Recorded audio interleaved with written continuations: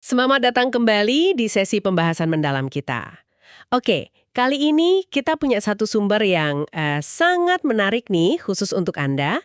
Kita bakal bedah bab 8 dari buku How to Sell When Nobody's Buying, karya Dev Lekani.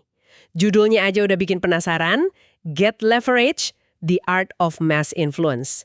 Seni mempengaruhi massa. Situasinya jelas ya, Anda harus meyakinkan bukan cuma satu orang, tapi sekelompok pengambil keputusan sekaligus. Penulisnya bilang, wah ini bisa jadi satu-satunya kesempatan Anda, apalagi di masa sulit. Mari kita bongkar bareng-bareng. Betul sekali. Situasi kayak gini, presentasi ke banyak orang penting sekaligus itu punya dinamika yang unik ya. Tantangannya itu seringkali seperti yang disorot di buku ini, kita tanpa sadar fokusnya cuma ke satu atau dua orang yang kita anggap paling penting. Padahal kan ada banyak kepala lain di ruangan itu. Punya kepentingan, punya pengaruh juga walau mungkin nggak kelihatan.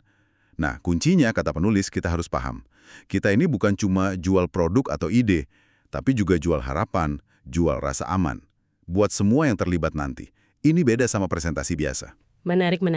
Dan dia bilang ini bisa jadi lebih mudah dari jualan satu lawan satu, asal kita tahu caranya. Wah, ini menjanjikan sekaligus menantang ya.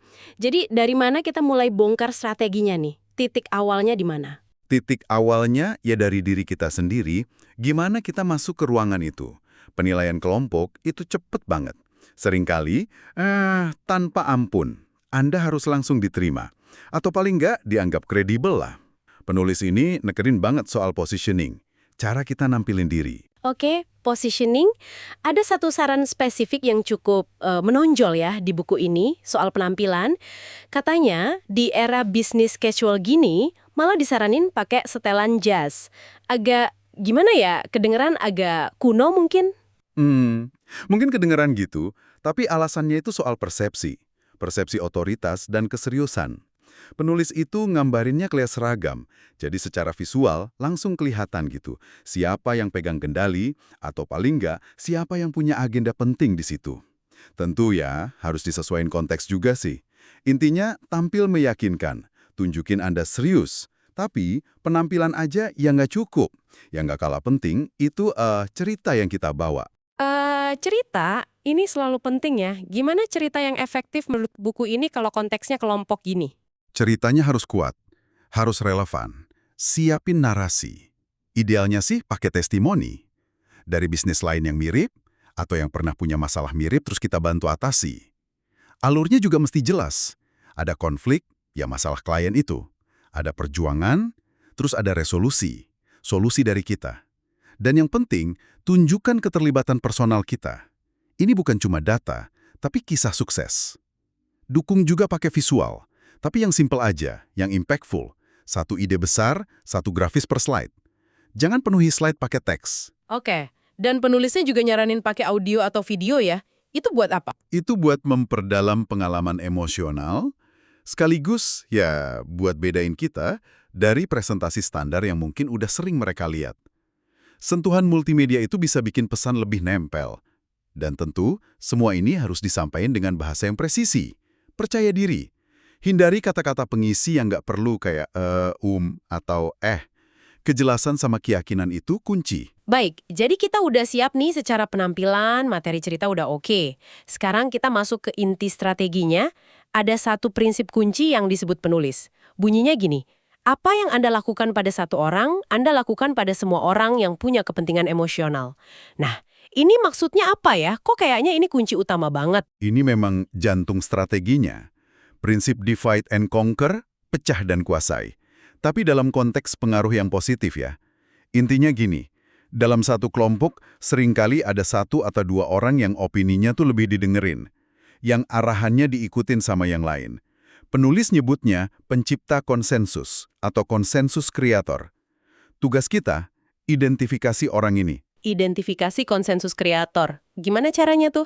Pas lagi presentasi, ada tanda-tandanya gitu? Perlu jeli. Kita amati dinamika ruangan. Siapa sih yang paling sering dilihatin anggota lain pas ada pertanyaan susah? Atau siapa yang anggukan atau gelengan kepalanya itu kayak ngasih sinjal setuju atau nggak setuju ke yang lain? Siapa yang sering ngerangkum diskusi atau ngarahin? Biasanya nggak terlalu susah kok nemuin siapa pemimpin informal di kelompok itu. Begitu ketemu, nah fokusin sebagian besar upaya persuasi kita ke orang ini. Oke, jadi fokus ke si consensus creator. Terus, gimana cara komunikasi yang efektif sama dia tapi nggak ngabaikan yang lain? Buku ini nyebut teknik reflective listening. Tepat, reflective listening, mendengarkan secara reflektif itu bukan cuma diam dengerin. Ini teknik aktif.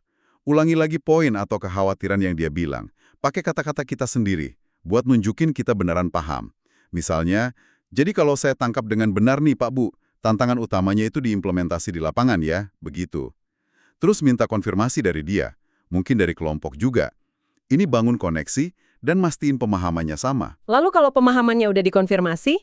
Nah, pas kita presentasiin solusi atau jawab pertanyaan, arahkan jawaban kita secara spesifik ke dia. Sambil tetap jaga kontak mata juga sama yang lain ya. Tanyakan langsung ke dia, apakah pendekatan solusi kayak gini menjawab kekhawatiran soal implementasi yang tadi kita bahas? Nah, dengan cara ini, kita kayak bermitra sama dia, minjem pengaruhnya dia, melibatkan emosinya dia secara langsung dalam proses menuju deal. Wah, menarik banget itu cara minjem pengaruhnya. Sekarang ada saran lain yang cukup unik nih di bab ini. Soal touch and move. Sentuhan fisik dan pergerakan. Ini agak sensitif mungkin ya, apalagi di konteks bisnis. Memang perlu hati-hati banget, profesionalisme tinggi. Penulis nggak nyaranin kontak fisik yang nggak pantas ya. Idenya itu jangan cuma berdiri kaku di depan. Bergerak sedikit di ruangan, mungkin deketin sisi meja yang berbeda sesekali. Tujuannya apa? Pertama, ya buat ciptain koneksi visual, energi yang dinamis. Kedua, sesekali aja kalau momennya pas dan terasa natural.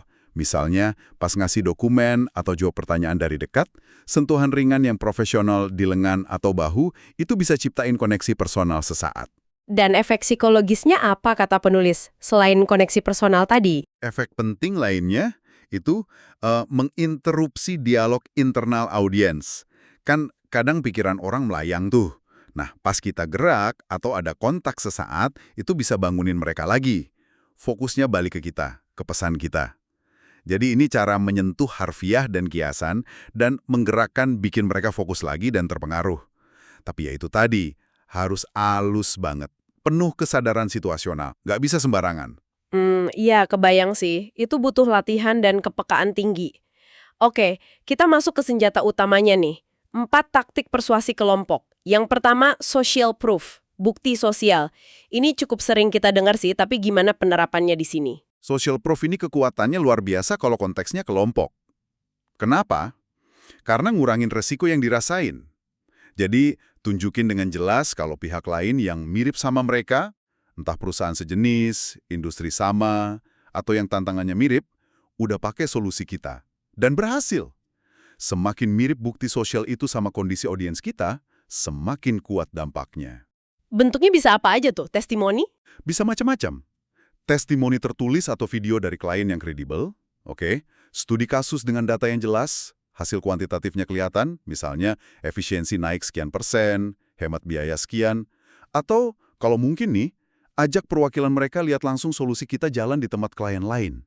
Intinya, bikin mereka ngerasa, oh, kalau perusahaan X aja bisa sukses pakai ini, kita juga pasti bisa. Ini bukan gambling. Masuk akal, masuk akal. Setelah social proof, taktik kedua, experiential persuasion. Persuasi lewat pengalaman. Bedanya apa nih sama sekedar nunjukin bukti? Bedanya signifikan. Kalau social proof itu kan lihat orang lain berhasil. Nah, kalau experiential persuasion itu bikin audiens ngerasa sendiri gimana rasanya berhasil pakai solusi kita. Setidaknya dalam imajinasi mereka. Caranya gimana tuh? Ajak diskusi aktif. Jangan kita doang yang ngomong. Lempar pertanyaan kayak, coba kita bayangin bareng-bareng deh. Kalau solusi ini diterapin di departemen Anda, langkah konkret pertama apa ya yang bakal kelihatan? Atau, gimana Anda ngelihat tim Anda pakai fitur ini buat kerja sehari-hari? Jadi kita pandu mereka buat ngebayanginnya secara aktif ya, dan libatin si konsensus creator lagi. Tentu saja. Libatkan dia secara khusus dalam diskusi imajinatif ini. Pengalaman mental yang mereka bangun sendiri ini, kata penulis, bakal jauh lebih kuat daripada penjelasan dari kita. Itu bakal jadi kenyataan versi mereka, yang nantinya cenderung mereka pertahanin. Mereka udah ngalamin suksesnya di pikiran mereka sendiri. Wah, ini level persuasinya lebih dalam ya. Oke, taktik ketiga. Setting the criteria. Menetapkan kriteria. Gimana ini kerjanya? Ini langkah yang cerdas banget secara psikologis. Jadi, alih-alih kita langsung klaim solusi kita paling hebat, kita justru ajak kelompok buat bareng-bareng nentuin apa aja sih kriteria sukses buat proyek atau solusi yang lagi dicari. Kita posisinya sebagai fasilitator. Mari kita sepakati bersama ya Bapak Ibu, apa aja 3-5 kriteria paling penting yang harus dipenuhi solusi ideal buat masalah ini. Gitu kira-kira. Kita. Nah, disitulah seninya. Pertama, proses ini bikin ada rasa kepemilikan, ownership, komitmen bareng. Mereka ngerasa ikut menentuin standar. Kedua, sebagai fasilitator yang baik, kita bisa dengan halus ngarahin diskusi. Biar kriteria yang muncul itu area di mana solusi kita emang unggul dibanding kompetitor. Misalnya, solusi kita unggul di kemudahan integrasi. Ya kita pancing pertanyaan soal pentingnya integrasi. Kuncinya, bikin kriteria itu spesifik, terukur. Bukan cuma umum kayak harus bagus. Oke, saya lihat alurnya. Setelah kriteria ditetapin bareng, terus apa? Ini ngarah ke taktik keempat ya? Tepat sekali. Taktik keempat, getting buy-in, mendapatkan persetujuan. Ini momen puncaknya nih. Setelah kriteria ditetapin, kita secara eksplisit tanya ke kelompok. Fokus utamanya tetap ke konsensus creator. Baik, berdasarkan kriteria sukses yang baru aja kita rumusin dan sepakati bareng tadi, apakah solusi yang saya paparkan ini memenuhi kriteria-kriteria tersebut? Dan tujuannya dapat jawaban ya yang jelas. Harus ya. Dapat ya secara verbal di depan semua orang pada tahap ini tuh, wah, krusial banget. Ini secara psikologis ngunci posisi kita sebagai pilihan yang paling sesuai. Menurut standar mereka sendiri loh ya. Ini bukan lagi klaim kita, tapi kesimpulan mereka berdasarkan kriteria bareng tadi. Penulis bilang, di titik ini kita udah memiliki audiens secara emosional.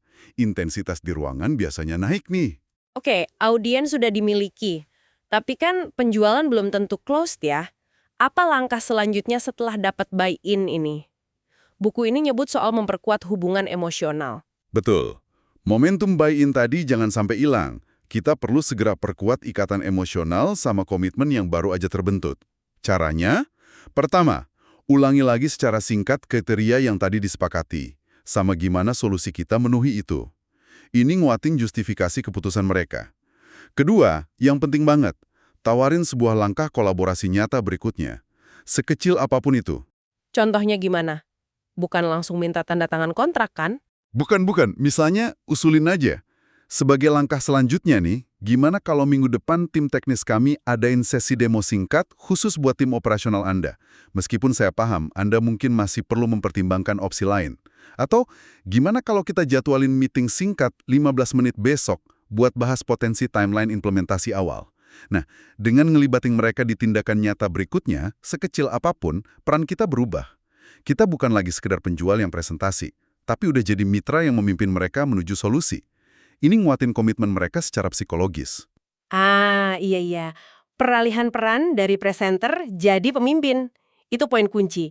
Nah, bagian terakhir nih dari strategi ini, soal menciptakan dan mempertahankan buying pressure, tekanan beli. Kedengarannya agak negatif ya, tapi penulis nekenin ini bukan soal maksa. Gimana cara bangun tekanan positif ini? Ini kayak orkestrasi gitu ya, dari langkah-langkah sebelumnya. Rangkaian terstruktur buat bangun momentum ke arah keputusan. Ada 9 langkah yang disaranin penulis. Pertama, kayak yang udah kita bahas tadi, raih persetujuan-persetujuan kecil, micro commitments, sepanjang presentasi. Tiap ya kecil itu bangun fondasi. Oke, terus yang kedua? Kedua, intensifkan komitmennya. Minta mereka bayangin dan deskripsiin solusi itu seolah-olah udah terjadi. Pakai present tense. Saat tim Anda sudah pakai sistem ini tiap hari, efisiensi kayak apa yang terlihat? Ini bikin manfaatnya kerasa lebih nyata dan mendesak. Ketiga, kasih sedikit teaser, bocoran gitu, bahwa ada sesuatu yang bakal bikin keputusan ini jadi sangat jelas atau nguntungin. Saya akan tunjukkan satu hal lagi nih yang menurut saya bakal jadi penentu. Ini bangun antisipasi. Oke, micro commitments, visualisasi, present tense, teaser. Langkah keempat apa? Keempat, proaktif atasi keberatan. Yang mungkin masih ada atau kesembunyi. Tanya langsung, apakah ada aspek lain yang masih perlu kita klarifikasi? Atau ada kekhawatiran yang belum kebahas? Terus, dapetin komitmen akhir bahwa solusi kita emang yang paling pas berdasarkan diskusi. Kelima, ini momen penting. Ungkapin bonus, diskon, atau konsesi pertama kita.